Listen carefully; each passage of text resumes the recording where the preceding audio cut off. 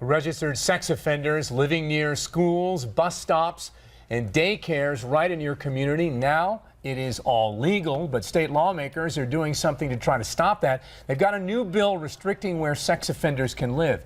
Target 11 investigator Rick Earl has been talking to parents and registered sex offenders. And he's also been crunching the numbers to see how many are actually living near elementary schools here. What have you learned, Rick?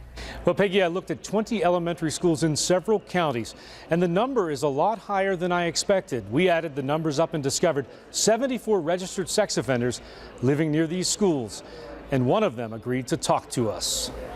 And I've never in my life abused a child verbally, let alone physically or sexually, but that's what it has under my picture, and it nauseates me. This registered sex offender didn't want to show Target 11 his face.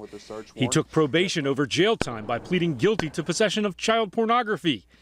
He claims he had no idea the 4 images were on his computer when he took it in for repairs. Unfortunately for myself, having a computer crime had nothing to do with being a pedophile per se. He lives within eyesight of a local elementary school. And under the proposed legislation, any registered sex offender convicted of a crime involving a child would be banned from living within 1,000 feet of a school, daycare, and park, and 500 feet from a school bus stop. I think it's a good idea. I just think that each individual case should be taken into consideration. Not every person that's on Megan's Law is a pedophile. Target 11 used new technology on the State Police Megan's Law website to track sex offenders near schools.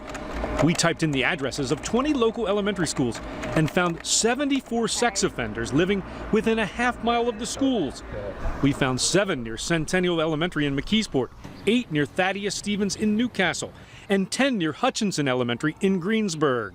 I don't like it, you know. I do not like that at all. Oh, great. Well, I'm glad I picked my kids up and don't let them walk home. This is something that can fly? I think it's something that the commission will look at. State Senator Jay Costa co-sponsored the legislation that critics contend forces sex offenders to move to rural areas, away from treatment centers and support systems. A similar ban in Allegheny County was ruled unconstitutional after the court said it conflicted with state law promoting rehabilitation. But Costa is now optimistic about the new effort, partly because, unlike Allegheny County's ban, the new legislation only targets sex offenders who commit crimes involving children. The bottom line is to protect kids from individuals who have been accused and convicted of sex assaults. Now, if the legislation passes, any sex offender already living inside the zone would be allowed to remain. Right now, a special commission is studying the proposal. A recommendation is expected in June. We will keep you posted on the progress. In the newsroom, Rick Earl, Channel 11 News.